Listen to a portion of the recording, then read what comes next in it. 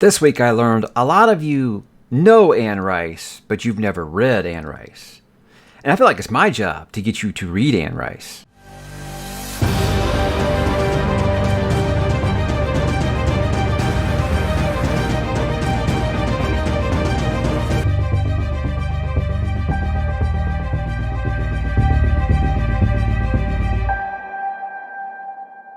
Hey, what's up, bookworms? Mike back with another weekly update as we are inching closer and closer to Christmas here in the States. But guys, a big old week has been going on, been very, very busy. But I still find time to talk to you guys because you are my world, right? Let's get into it, guys. Like usual, what am I reading? Guys, yes, I am reading Reaper's Gale. And as you can see, about halfway in a Malazan book, usually he paces these out pretty evenly with four books in each one. This one, the first two books are only about 40-ish% through this, but that's kind of where I stopped at. Guys, I'm not going to sugarcoat it for you. I am having a miserable time with this book. I am not liking it very much at all. All I want to see after Bone Hunters, I feel like I kind of got this expectation of, okay, now it's Convergence. Now I've got all these lands, all these characters, and so, of course, what does he do in this one? He hits us with 20 new characters again.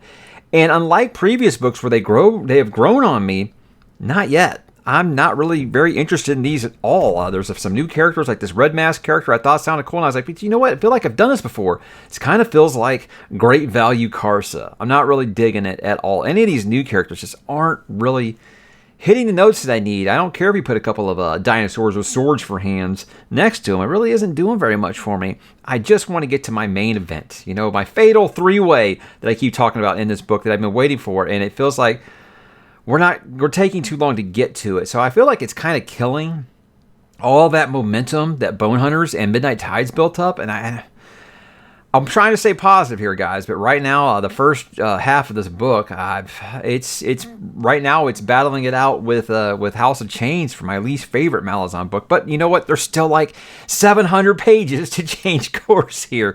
So yeah, that's kind of where I'm at. So when I got to the halfway point, I said I want to continue Godblind by Anna Stevens. I'm in book 2, Dark Soul, and again, you try to read any book after Malazan. It makes it really, really easy to read. As you can see, I'm almost done with this one. I'll probably finish it probably this weekend, I would imagine. And then the plan is to get back on Reaper's Gale and finish that before the end of November here. That's really all I've done, guys. I know some of you are going to ask about Berserk, guys. I just haven't taken my... look, work's been so busy because I'm going to be taking like 2 weeks off here at the end of the month. So I've been working through lunch. So I really haven't had a chance. That's usually where I will read Berserk, is my lunch breaks at work. I haven't really had a chance to do that. I haven't even taken my iPad to work because I've been just so busy. So I know I told you guys I'd read that in December. Maybe in this time I've got 2 weeks off, I can find some time to do that, but I haven't done that yet. So let's move along to what am I going to read. Obviously, I'm going to finish Dark Soul, like I just said. I'm going to continue Reaper's Gale. That is pretty much the plan all of this week, is to finish Reaper's Gale before I start book number 3, which will be Bloodchild, because I got to get that off of the list here for December. That's probably all I've got for the month of December, guys. Really, that's pretty much it. So yeah, like I said, gonna have some time off, and so I'm gonna try to finish up Reaper's Gale, finish up the Godblind trilogy, which I am enjoying quite a bit, by the way, and then see kind of where that takes us as we get ready for January. But as far as Anna Stevens goes, I'm really, really enjoying the series. I think if I've had a lot of people ask me, well, is it grimdark or not? Well, here's the thing: is it feels very much like First Law universe, like that world, but I wouldn't call it grimdark because you have very clear-cut good guys and bad guys. However, the content is very grimdark, if that makes sense. But again, I can't just say it's violent. It's adult fantasy, guys. I think if there's like a fine line, if you pick, okay, here's Joe Abercrombie and here's John Gwynne, it's like somewhere right in here as far as like the content goes. So yeah, you do have characters that you're rooting for and things like that. She doesn't have to earn your trust like Abercrombie had to do with this. Hey, these characters are really unlikable, but I'm going to make you like them. You have characters I think you like right away in this, but I'm enjoying it. It did take a crazy, crazy twist about halfway through this book that I wasn't expecting, but it's wild, guys. If you like Castle Siege, this is going to be your book, is book 2 of Godblind trilogy. So I hope some of you guys are checking that out because, yeah, I think it's pretty underrated, that I'm almost 2/3 through this trilogy now. And I'm like, I don't know why I don't hear more people talking about this series. It's really, really good. So I'm very interested to keep following Miss Stevens' career. And I'm going to be talking to her on the channel here after I finish. We haven't got a date nailed down yet, but she already agreed to come on the channel, and I'm excited to talk to her. Fun Instagram follow, by the way. But yeah, that's pretty much it, guys.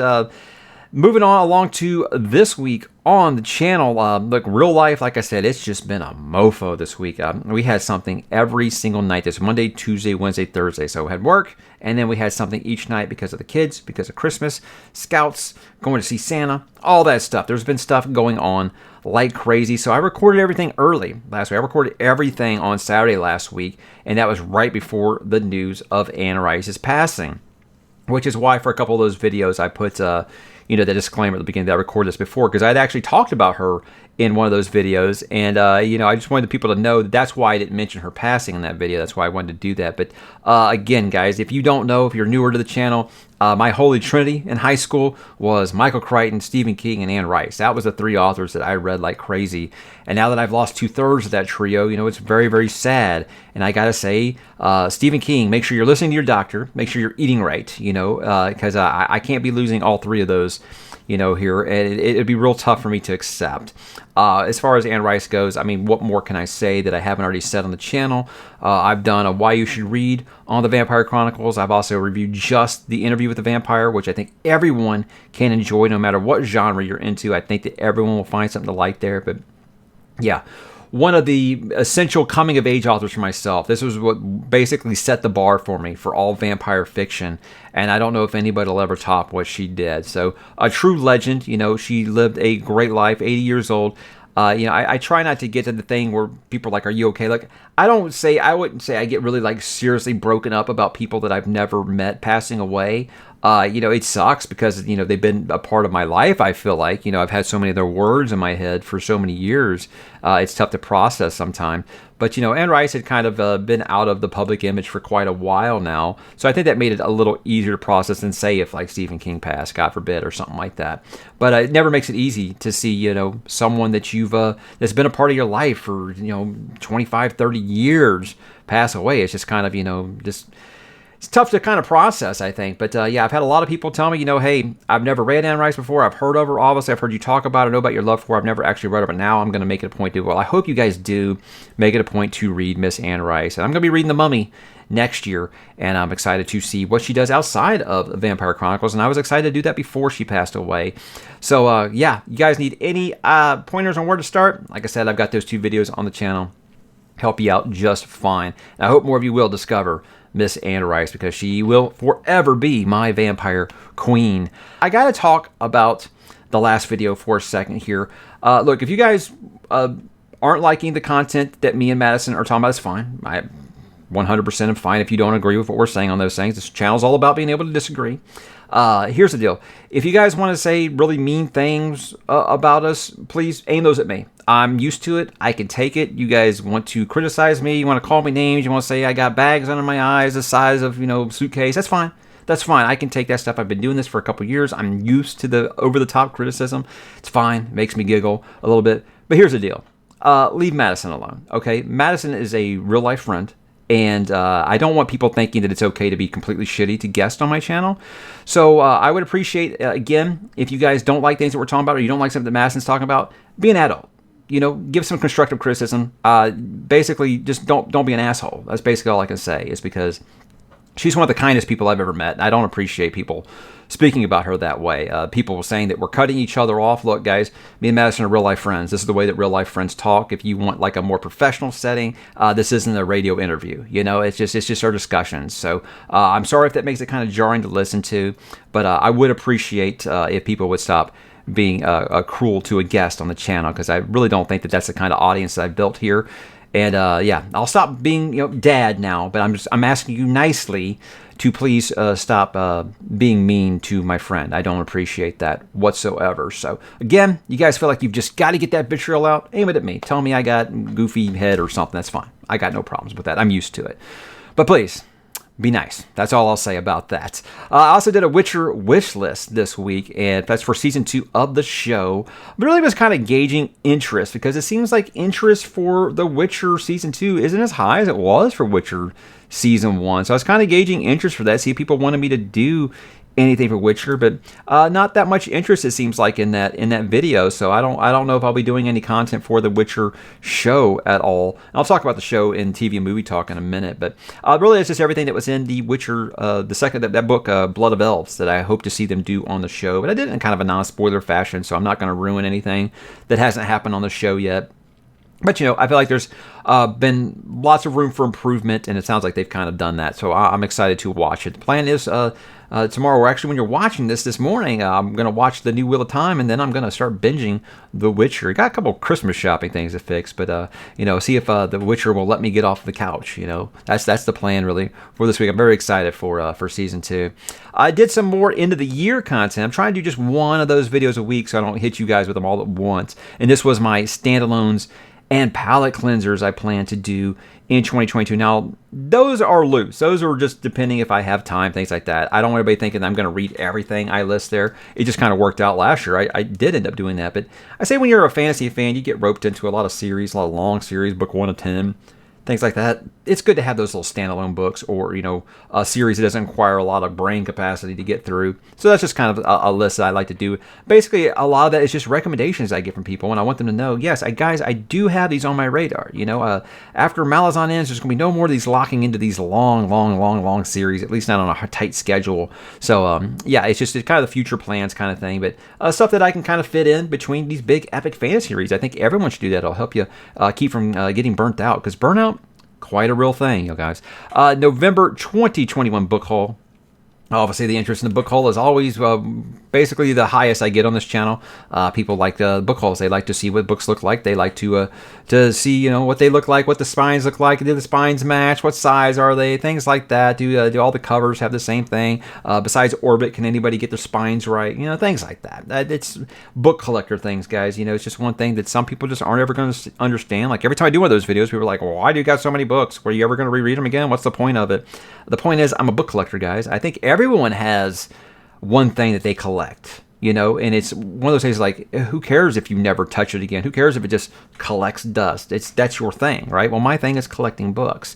And just because I've read something, I don't feel like I got to get rid of it as soon as I read it. It's just a me thing. So I don't consider it a problem. But, I get that comment every month about why are you getting so many books if you're, if you've already read them or if you're never going to reread them again. I mean, if that's the case, guys, why don't we just all have a library card?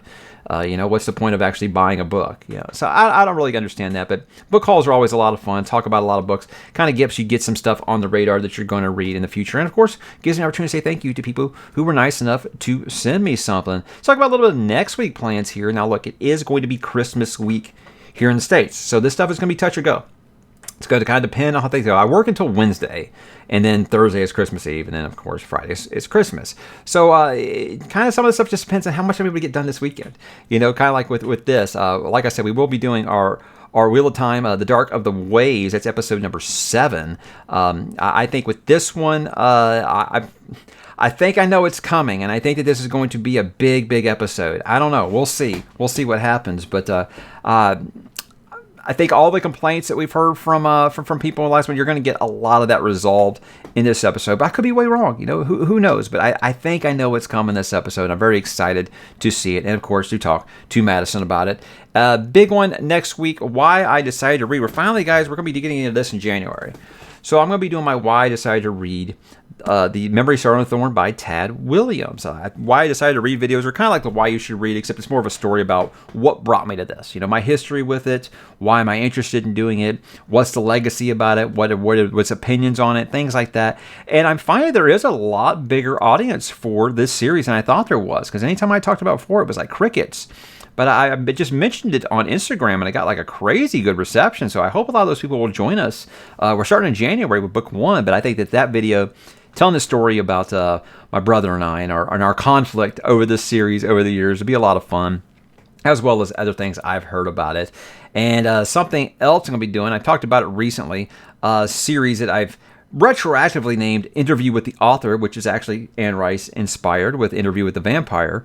This is where I get a chance to lucky enough to talk to any author. Well, this week, I guess next week, I'm going to be talking to Jay Kristoff, author of Nevernight, author of Empire the Vampire. Getting our schedules on the same track was kind of fun because, he's 14 hours ahead of me. So, he gets to tell me what's going on in the future, and I get to listen. I get to write down some lottery numbers, things like that. I wish it worked that way. I really do. But, I'm very excited to talk with him about that, and I'm very excited to read more of him going forward here in the future. So we're going to get that. So I'd expect that sometime next week. That one's for sure. So is a mystery. I always want to say Mystery, Sorrow, and Thorn. I don't know why. Memory, Sorrow, and Thorn. Both of those are happening next week. If I got time, the end of the year content for this one is going to be my biggest disappointment. Now, this is a video that I did last year, and it got a really negative reaction. I mean, as you would expect. But hey, I always tell you guys, I'm not gonna bullshit anybody on this channel. If I didn't like something, I'm gonna let you know. So that's definitely not anything I do because it gets attention. It's part of my end of the year content. It's things I want to talk about. I'm gonna be doing my biggest surprises too. So I do like to talk about the positive usually, but sometimes you read over 100 books in a year, you're gonna have some that let you down a little bit. It's just basic math. It's gonna happen. I don't think anyone's gonna bat 1,000 in that department. But I'll talk about those, and I think I'll do it in the most positive way possible. Guys, that's pretty much it for the books this week. There's a couple of TV and movie talk things I want to talk about here. First up, yes, it's going to be Witcher Season 2 this week, and we are getting really, really good reviews for Witcher Season 2. And, usually I'm like, hey, if the critics like it, I usually don't. I'm hoping that is not the case. I think last I checked, it was at 96% on Rotten Tomatoes, but it's only like 20-something reviews in, but still, it's pretty good. And look, I liked Season 1, and I think that the critics gave it like a 68. So I'm hoping what I'm reading about it is true, and they're saying that basically all the criticism of Season 1, obviously the narrative was the big one, which didn't bother me, but I get why I did that. A lot of the CGI, a lot of the costuming, a lot of the set pieces, they've improved all this. And it's a lot... I guess I say like a lot less humor. Now, I don't know if that could be a good thing or a bad thing, really. With me, it's like, okay, use Dandelion, Jaskier, whatever you want to call him. I call him Dandelion. Use him for your comic relief. You don't have to have Geralt popping jokes or anything like that. But I think some good-hearted humor to keep everything from being so super self-serious is a good idea. But I also know the thing with fantasy adaptations is if you want to be taken seriously, you have to act serious. And that what keeps it from devolving into camp. So I like everything I'm hearing about it. And, they're already talking about how the epic plans they've got planned. Epic plans, it's not my words, that's their words that they have planned for Season 3. Andrzej Sapkowski actually has talked about Season 2, says he's very excited about it. He liked it a lot. And if you guys know anything about him, if he didn't like it, he would say so. So that obviously having the approval of the creator is very, very exciting. So I can't wait to start binging that here very soon.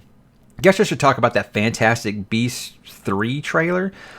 I had some people ask me what I think about it. Look here, I liked the first Fantastic Beasts. Wasn't great, but it was a good time. I liked, Queenie and Jacob. I thought that was a really good relationship, and of course, Newt was really good. All the creatures were fun and things like that. Kind of reminds you of that magical world that we all loved, right? And then Part 2 came, and guys, I am not going to tell you how bad Part 2 just jumped the shark, especially with that ending. It was just like, this is the dumbest thing I've ever heard of, and it kind of completely killed my interest for this.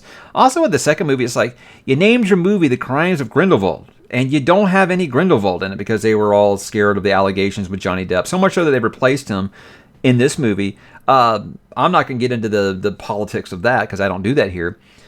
I think that Mads Mikkelsen's going to do great because Mads is always pretty much guaranteed to at least be solid, and no matter what he does, right?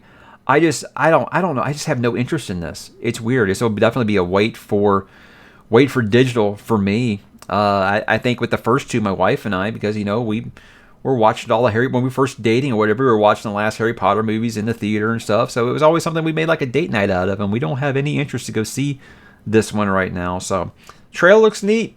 But again, I don't know how much of it is just that they're playing John Williams' Harry Potter theme. That might be the only thing that's really doing it for me. So I hope they can correct it because I thought they were onto something with that first one, but that second one just completely bombed it bad. I don't know. What do you guys think? Last I want to talk about is the 20th birthday, guys, of Fellowship of the Ring, the Lord of the Rings trilogy by Peter Jackson, the first movie. Can't believe that it has been 20 years since I was this anxious 20-something, sitting in a theater like this, clutching my pearls, waiting for this to be terrible. Waiting for it to be terrible. And again, that movie moved me in so many ways that it's just, I don't think I'll ever experience that in a movie theater again. I don't think, I mean, like, I just went to Dune, like I said, it didn't hit me like that because I never expected Dune to be bad. I think I went to Lord of the Rings being like, this is going to be a train wreck. This is not going to turn out well. I don't care how good the trailers look. It always looks good. Dungeons and Dragons look good in the trailers. That's what I said. Dungeons and Dragons look good in the trailers, and look how it turned out. So I really wasn't expecting a lot when I went and saw Lord of the Rings. With Dune, I was expecting a lot because I knew that guy knew the source material, and I knew he was established as a filmmaker. I was like, Peter Jackson, what is this guy? Heavenly Creatures? The Frighteners? Oh, God, So, again, we always learn, especially when I was in my early 20s, guys. I was a lot more opinionated negatively on some of these things. But I rewatched it with my kids. Here's the thing. We watched the trilogy, the extended edition, twice a year. We watched it over the summer, and we watched it at Christmas. It's just kind of like a thing that we do. But we break it up because we got, young kids. So we'll break it up, each movie, half of the movie, because the extended edition's cut like halfway. So we'll do like one part of those each night for a week. Obviously, this week we've gotten a little busy, so we only got to do Fellowship of the Ring last weekend. But yeah, watch it with my kids, guys. It's just, nothing makes you more proud to see that they were so interested in it that I have this book called Cinemaps, where it has all these maps from different movies and it tracks their progress. And they went and got that book off my shelf, and they were actually following the Fellowship on the Middle Earth map. And I was just like, heart goes boom, right? It was just such a cool feeling seeing that they're as invested in this world as I am. So, yeah, great stuff, guys. I mean, got them interested in the Beatles, got them interested in Lord of the Rings. I am covering the basics here. Those are the kind of moments where you're like, look, I may not be the best parent, but I'm definitely not the worst, right? That's how I feel about it. So, guys, that was my week. What is your week looking like? You guys got your Christmas shopping done? Drop in the comments. Let me know what you are doing, what you're watching, what you're playing, what you're listening to, what you're reading, obviously. And I will talk to you guys there.